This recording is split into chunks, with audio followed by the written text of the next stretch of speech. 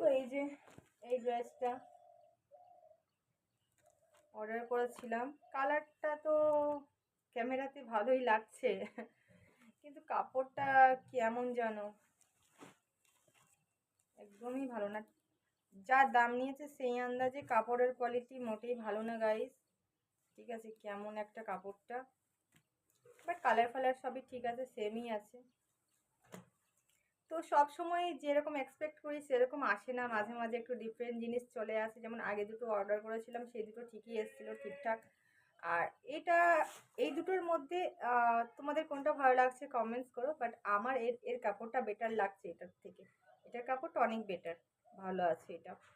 তো চলো তোমরা কমেন্টস করো আর একটু ভিডিওটা শেয়ার করো আর লাইক করতে বলো না। তো চলো গাইস,